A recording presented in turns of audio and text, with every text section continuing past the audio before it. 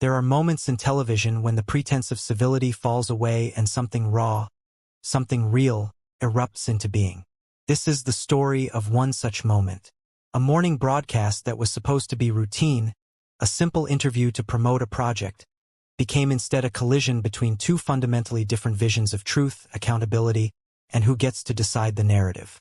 It is a story about power.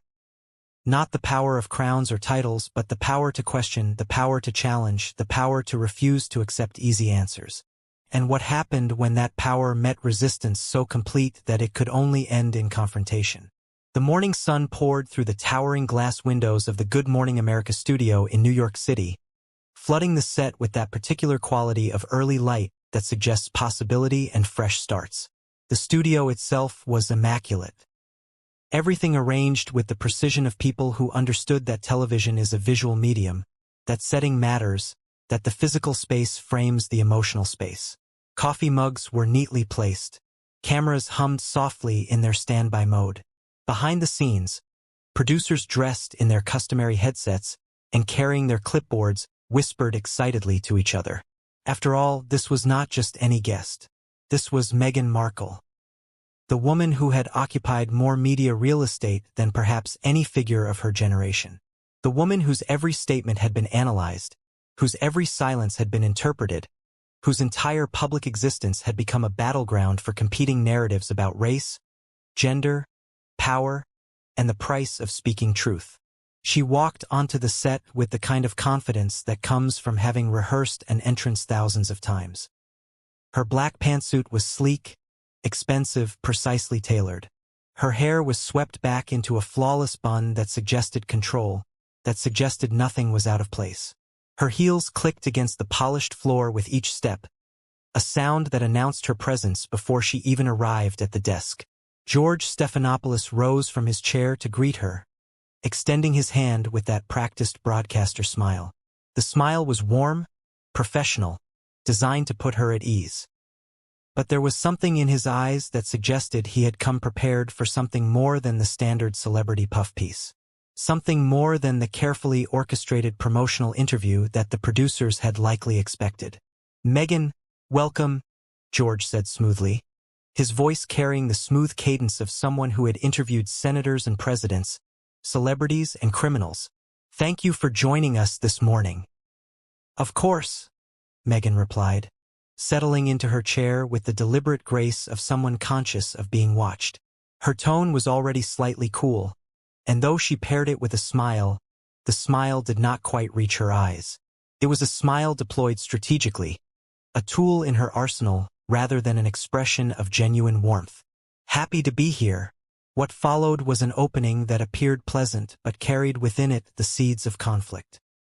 George adjusted his tie and shuffled his note cards, a gesture so routine it was almost casual. But there was something in his expression that suggested calculation. He was preparing for something. He had not come to accept the narrative as it had been prepared.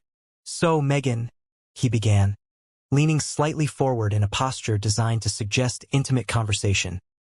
"You've been in the headlines for years now. From your acting career to your royal marriage, to stepping away from the monarchy, to your projects here in the US, you've spoken a lot about your truth. But here's my first question. Do you believe your truth has ever conflicted with the truth?" The studio audience let out a faint murmur at the pointed nature of the question.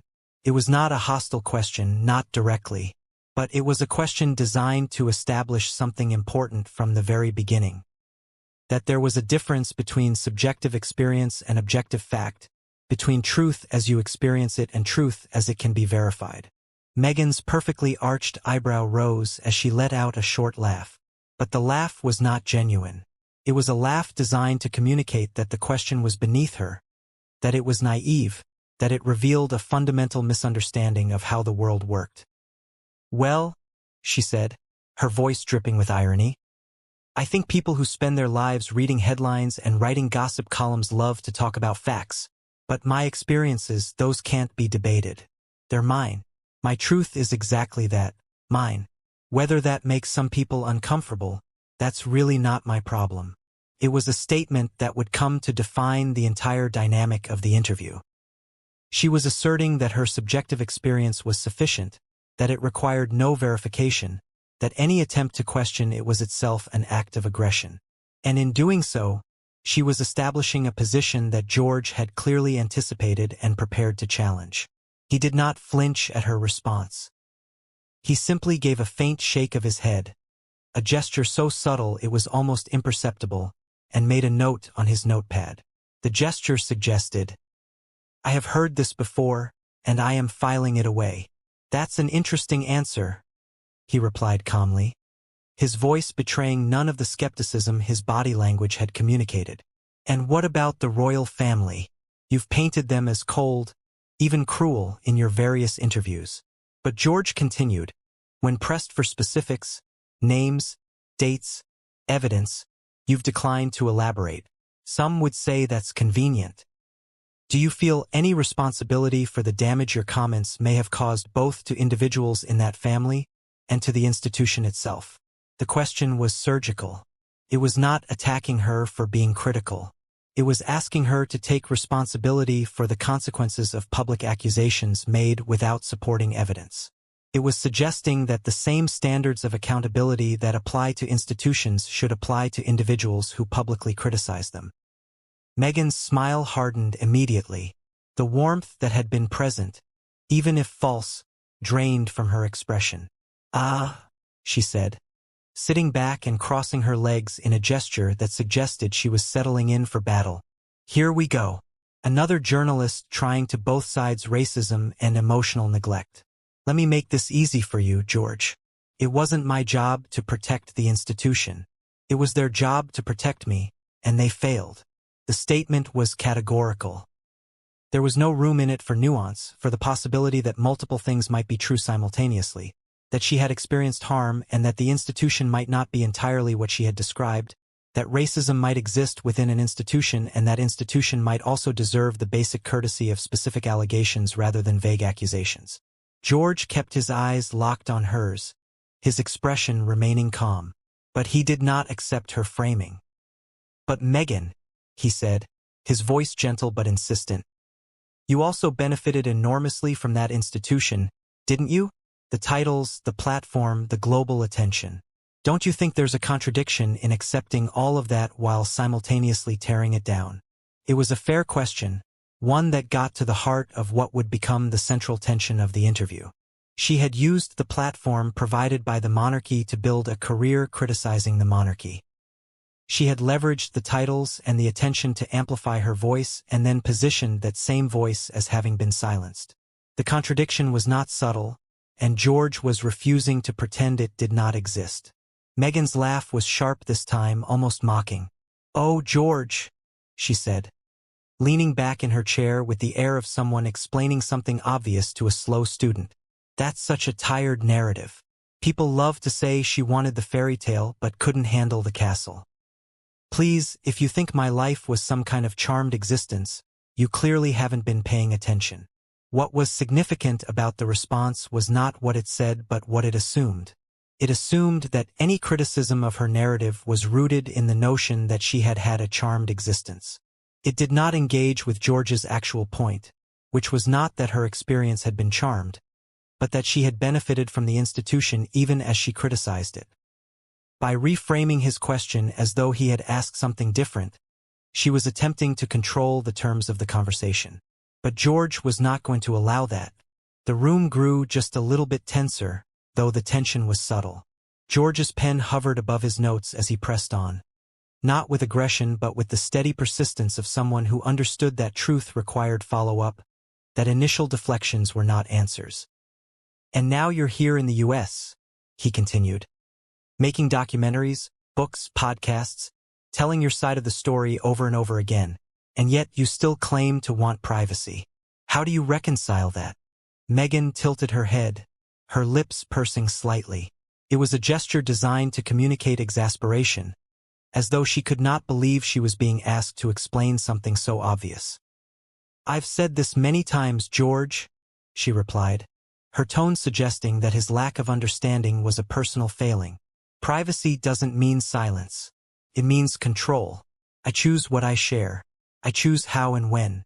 That's called boundaries. something the press seems incapable of understanding. The distinction she was drawing was clever, but it was also incomplete. What she was describing was not privacy in any traditional sense. What she was describing was curated public visibility. The right to control her image while remaining in the public eye. And there was nothing inherently wrong with that desire. But there was something worth noting about framing it as privacy, about claiming that her right to control her narrative was being violated when what she actually wanted was the right to be visible on her own terms without being questioned. George understood this. There was a long pause as he studied her, his expression suggesting that he was weighing how far to push, how hard to press. Then he set his cards down entirely. "Fair enough," he said, though his tone suggested otherwise. It was a tone that communicated, "I will grant you this point, but only because I have stronger points coming. Let's talk about Harry for a moment." Meghan cut him off with a curt wave of her hand, a gesture of dismissal so pronounced it bordered on rude. "Let's not actually," she snapped. "I think he's been dragged into enough interviews. This is about me, isn't it?" George raised an eyebrow, his lips twitching with the faintest hint of irritation. "Well," he said evenly, "it's about the story, and Harry is part of that story. Harry is my husband." Meghan shot back, her voice sharper now, carrying an edge of anger. "Not your headline." It was a telling response. The fact that Harry was central to her public identity. The fact that his name was in her title, his family's history was the foundation of her platform. His story was inseparable from hers, and yet she wanted to position him as somehow separate from the narrative was revealing. George did not let it pass. "And yet you've spent the last few years making your marriage very much part of the headlines," he replied dryly, his voice carrying no judgment but stating a simple fact that could not be denied. Meghan's mouth tightened into a thin line. The tension in the studio was becoming palpable now. What had seemed like a standard interview was revealing itself to be something far more confrontational.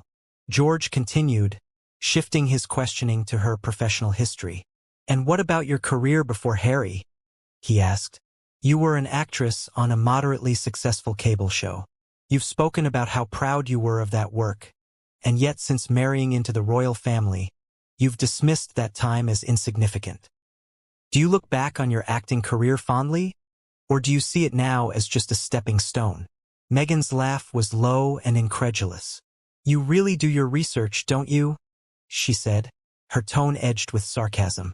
"I've always been proud of my work, but it's fascinating how people like you love to belittle it. What was it you did before this? Clinton's communications guy. Now you sit here throwing stones at people who've actually done something meaningful." The comment was clearly meant to sting, an attempt to turn the tables and position George himself as someone without real accomplishments, someone who had merely served others rather than having an independent identity. And for the first time, George's expression flickered, though only for a moment. It was the briefest of reactions, but it suggested that her words had found their target. What was significant, however, was that he did not become defensive. He did not argue about his accomplishments or explain away his career. Instead, he simply paused and then rephrased his question, maintaining the line of inquiry. "Let me rephrase," he said finally, his voice measured. "Do you think the public's fascination with you comes from your accomplishments, or from the controversy you've created?" It was a devastating reformulation of the question. He was suggesting that regardless of what she had done or had not done before, what had generated public interest was not her professional work but the drama, the conflict, the narrative of victimhood that had come to define her public identity. Meghan leaned back in her chair, her arms crossing defiantly across her chest. "I think the public's fascination comes from the fact that I speak truths most people are too scared to say, and that clearly makes a lot of people, including journalists like yourself, very uncomfortable." The response positioned any criticism of her as evidence of discomfort with truth-telling, as though the only reason one might question her narrative was because one was afraid of what she had to say. It was a rhetorical move designed to protect her from accountability by suggesting that accountability itself was a form of censorship. George did not respond immediately. He simply sat back, folding his hands in his lap. The corners of his mouth tightened into the faintest of smiles. And the tension between them, between a woman who refused to yield and a journalist who refused to be charmed, hung heavy in the air as the cameras continued to roll. Everyone in the studio could feel the shift. This was no longer a conversation. This was combat. The air in the studio had thickened as Meghan and George locked eyes. With every passing question, the warmth of morning television was replaced by something colder, sharper. A battle of egos playing out live in front of millions of viewers who were beginning to understand that they were witnessing something extraordinary. Something that would not end in civility but in confrontation. When George leaned forward again, his elbows resting on the desk, his notes lay untouched beside him. His eyes were focused entirely on Meghan, and there was in his gaze the kind of intensity that comes from having made a decision about what needs to happen. "Let's circle back," he said, his tone neutral, but his words deliberate. "You've made it clear that you felt unsupported by the royal family. But what about the British people? Many welcomed you warmly in the beginning. Do you believe you let them down by leaving?" Meghan's laugh was short and sharp. "Oh, George, please don't act like the British press speaks for the people. If they were disappointed, it's because they believe the lies they were fed daily. I don't owe anyone an apology for walking away from abuse." But George nodded slowly, and his jaw tightened ever so slightly. "Interesting," he replied, "because you often frame yourself as someone who represents fairness, compassion, even duty. And yet, some might argue that walking away from a commitment, even a difficult one, is the opposite of duty." The word duty hung in the air. It was significant because it pointed to something Meghan had often claimed, that she was guided by principle, that she represented something larger than herself, that her choices were rooted in something noble. But George was suggesting that her actions contradicted those claims, that duty required seeing things through even when they were difficult. Meghan tilted her head, her eyes narrowing. "Do you mean to say I should have stayed in a toxic environment just to satisfy people's expectations of me? Is that what you'd recommend to your daughters? Or is that advice only for women who marry into royalty?" The jab was pointed, designed to position George as someone advocating for women to remain in abusive situations. But it was also a deflection. George did not engage with the provocation. "What I'd recommend," he said calmly, "is being honest about your choices and their consequences." The response was surgical. He was suggesting that there was a difference between making a difficult choice and being honest about what that choice had cost, what it had meant, who it had affected. And he was suggesting that Meghan had not fully engaged in that kind of honesty. For a brief moment, Meghan faltered just enough for George to press on. And he did, with precision and without mercy. "And speaking of consequences," he continued, "you've spoken about feeling unwelcome in the UK, even claiming you'd never feel safe going back. Do you really believe that's true? Or is it possible you've exaggerated that narrative to fit the larger story you were telling about yourself?" Meghan's lips pressed together, her hands clenching slightly in her lap. The question had struck something raw. When she finally spoke, her voice was controlled but dripping with disdain.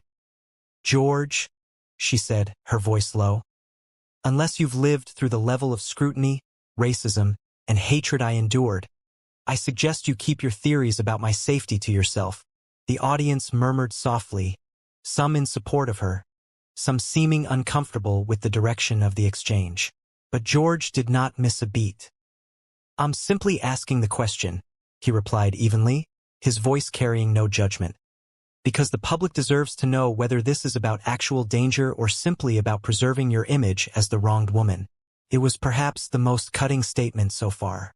He was suggesting that her narrative of victimhood might be performative, that it might be serving a purpose beyond the expression of genuine harm. And the suggestion struck at the very heart of what she had built her entire public identity upon. Meghan scoffed, her composure beginning to crack in visible ways now. "My image? Oh please, that's rich coming from someone who made a career out of spinning narratives for politicians." That struck a chord. George sat back slightly, folding his arms, his eyes narrowing just enough to suggest that she had touched something, that she had made an observation he had to acknowledge. But he did not become defensive. Instead, he leaned into it. "You're right," he said after a pause that seemed to stretch across the entire studio. "I've worked with politicians, and I know how the game is played, which is why it's fascinating to watch someone like you, who claims to hate the media, master it so brilliantly." The compliment was poison wrapped in velvet. He was acknowledging her skill, her ability to control the narrative, to manage her image, to leverage her platform, while simultaneously suggesting that these skills directly contradicted her claimed position as a victim of media manipulation. Meghan's cheeks flushed as she shot back. "Master it? You think being vilified daily, watching lies about me go unchallenged is mastery? That's survival. Survival that comes with multi-million-dollar contracts, magazine covers, and documentaries that happen to paint you as the heroine in every scene," George replied, his voice quiet but relentless. Meghan leaned forward now, her smile icy. "So, you're accusing me of what exactly? Taking advantage of my pain. Making the best out of a terrible situation," George suggested smoothly. "I'm sorry if that offends your journalistic sensibilities, but that's called resilience." George tapped his pen lightly on the desk, his gaze unwavering. "Or," he said quietly, "it's called opportunism." The silence that followed was heavy. Even the camera seemed to hesitate, as though uncertain whether to continue recording. Meghan's jaw tightened, her hands gripping the arms of her chair with visible force. "Careful, George," she finally said, her voice trembling with suppressed anger. "You're starting to sound like one of those tabloids you pretend to despise." For the first time, George let out a low chuckle, though it carried no humor. "And you're starting to sound," he said, his voice low and deliberate, "like someone who's convinced the world revolves around her grievances." Meghan's breath hitched just slightly as her eyes flashed with indignation. "That's enough," she snapped. "You don't know me. You don't know what I've been through." "No," George agreed calmly. "But I do know what accountability looks like, and so far I haven't seen much of it here." The tension in the studio was now unbearable. Even the camera crew had stopped moving, transfixed by the escalating exchange. Meghan crossed her arms defiantly and leaned back, her expression one of steely resolve. But George was not finished. When he said, "And now I'd like to ask about Harry," Meghan's head snapped up, her eyes narrowing dangerously. "Don't," she warned, her voice sharp enough to cut. But George only continued, undeterred.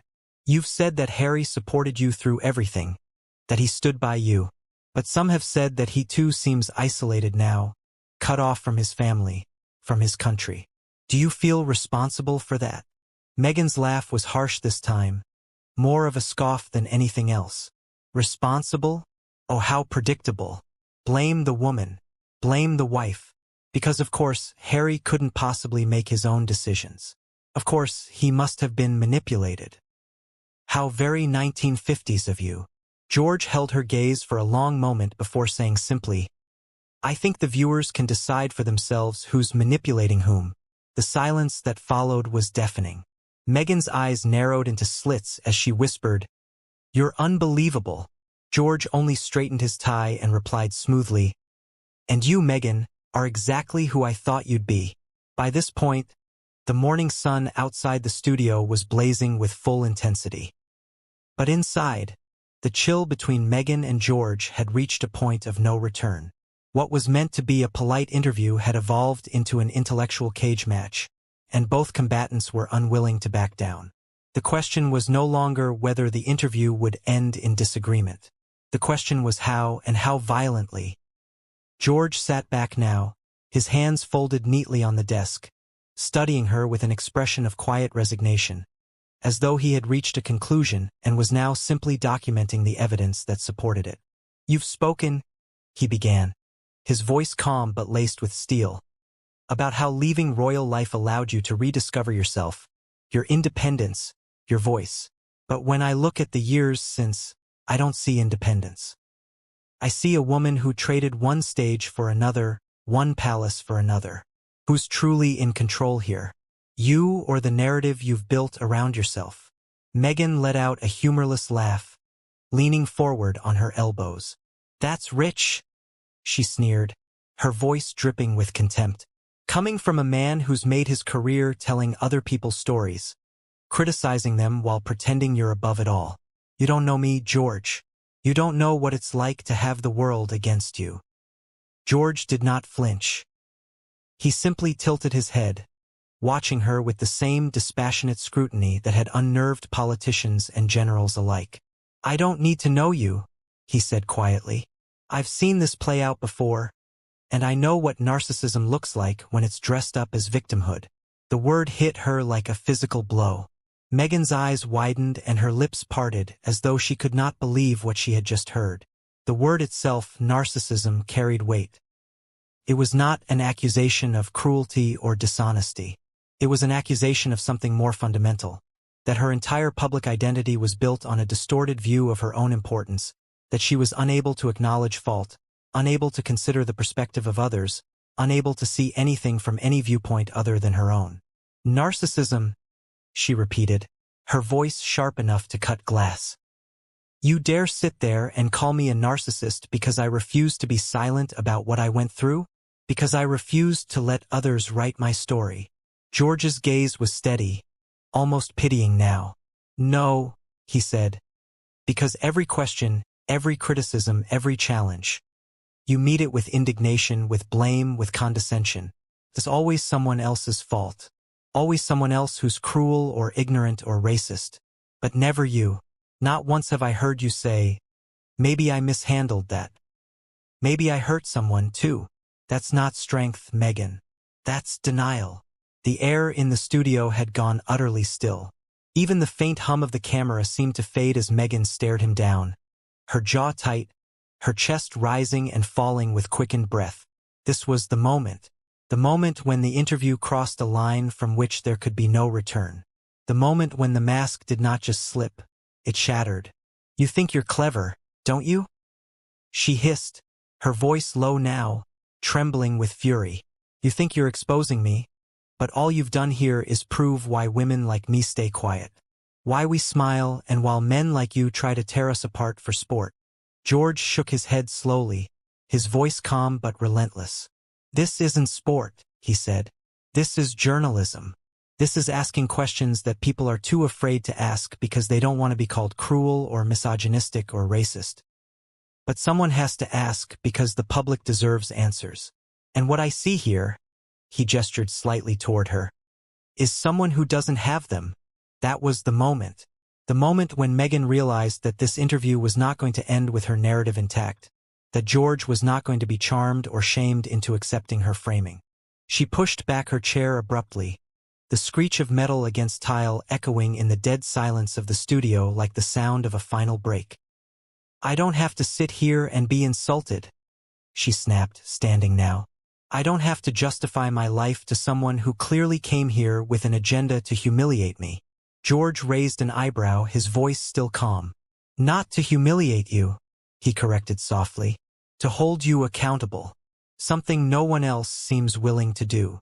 Meghan stood now, straightening her black pantsuit, her chin held high despite the redness creeping into her cheeks. This was a mistake, she said, her voice trembling with barely suppressed anger.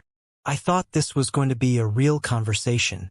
Instead, it's just another man trying to control the narrative.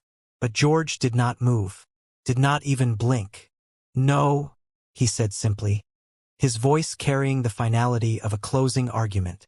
This was a real conversation. You just didn't like where it went. Meghan's hands clenched into fists at her sides. For a moment, it seemed like she might say more, that she might turn back and launch one last cutting remark. But instead, she gave a sharp shake of her head and walked off stage without another word. The sound of her heels echoed through the studio as she moved, each step punctuating her departure. And when she disappeared into the wings, the silence that remained was profound. As the sound of her heels faded into the distance, the studio remained frozen. George sat there quietly for a long moment, letting the weight of what had just transpired settle over the room like dust after an explosion. The camera operators looked uncertain. The producers in the control room were frantically speaking into their headsets. The audience did not know whether to applaud or sit in stunned silence. Finally, George turned to the camera. His voice when he spoke was low but firm, carrying the gravity of someone who had just witnessed something significant and needed the audience to understand its importance. "To our viewers," he said, "I apologize for the abrupt end to this interview, but I believe you deserve to see these conversations for what they really are. Not just polished PR, but truth. Even when the truth is uncomfortable." He paused, allowing the weight of his words to settle. Then he straightened his notes, looked directly into the lens with an expression of quiet resolve, and continued.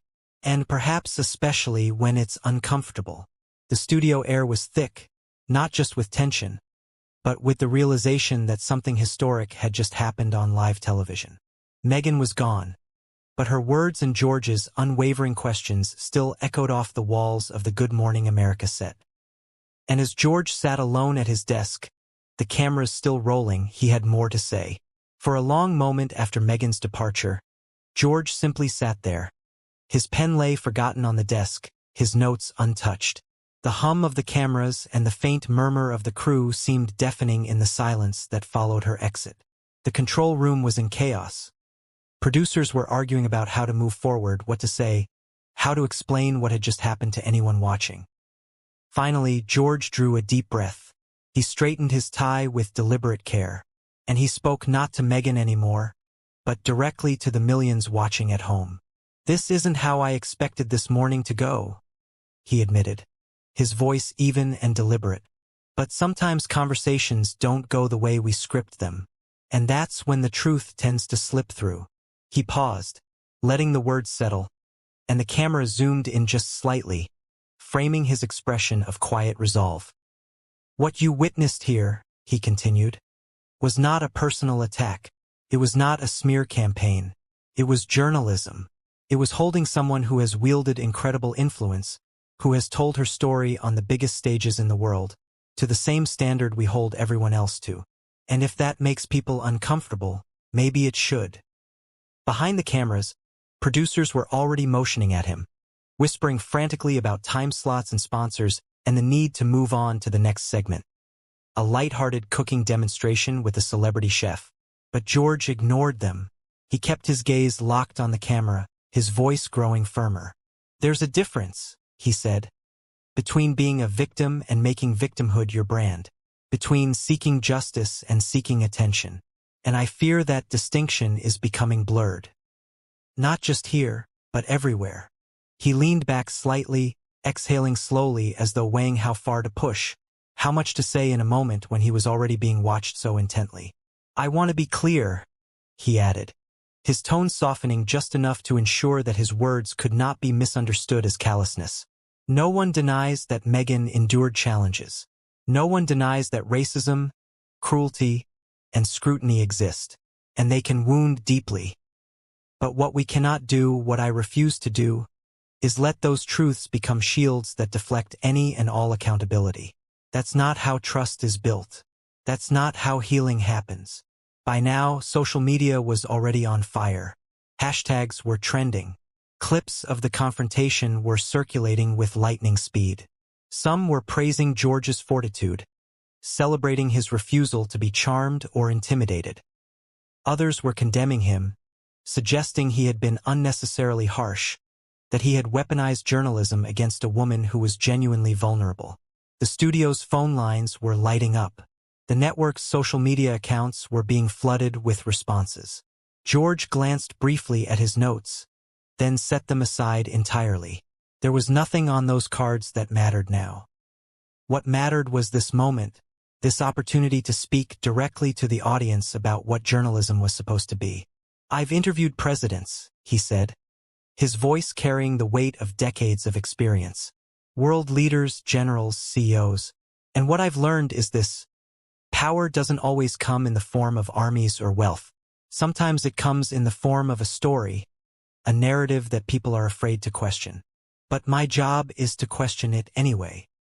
He leaned forward once more, his fingers interlaced now on the desk, a posture that suggested both vulnerability and certainty. "I hope Meghan Markle finds the peace she's looking for," he continued, his tone genuinely compassionate. Truly. But today reminded me why this work matters. Because if we stop asking hard questions, if we stop expecting honesty and consistency from those in the spotlight, we all lose.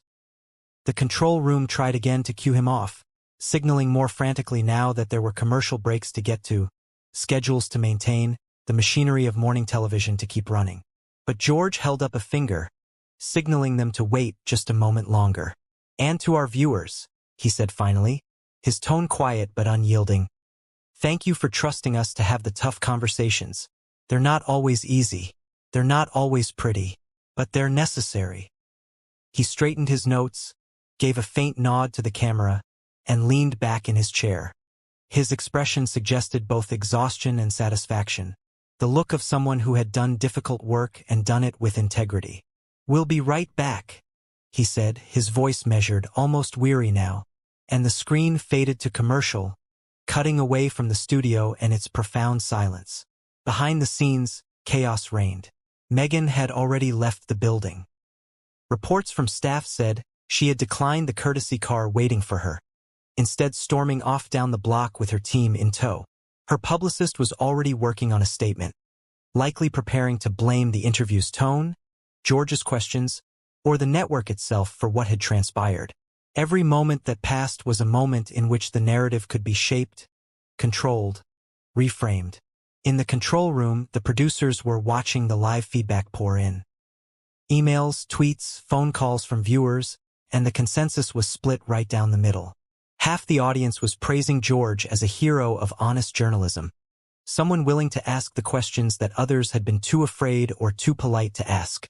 Half were condemning him as a bully, suggesting that he had gone too far, that he had weaponized his platform against a woman who was already struggling.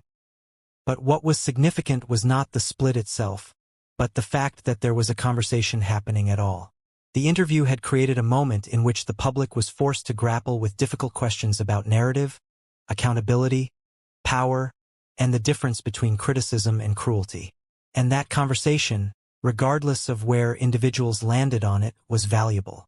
George removed his earpiece, running a hand over his face as he stood up from the desk. One of the producers approached, a nervous smile plastered on her face. "You okay?" she asked softly, her tone suggesting she was genuinely concerned about his well-being. He gave a faint smirk. "I've been better," he admitted with a kind of weariness that suggested the intensity of the exchange had taken something from him. "But I've also been worse." He gathered his notes, straightened his jacket, and walked off the set without another word. As he passed through the studio doors into the backstage area, his phone began vibrating with messages. Journalists, pundits, colleagues, all weighing in already on what had just happened. Media commentators were already crafting their takes, their hot takes, their analyses of whether George had crossed a line or simply done what others had been too afraid to do. But for George, in that moment, the noise did not matter. Not yet. Not until he had had a chance to watch the footage back himself and decide whether he had done his job, whether he had done it well. Outside, the New York morning was blindingly bright.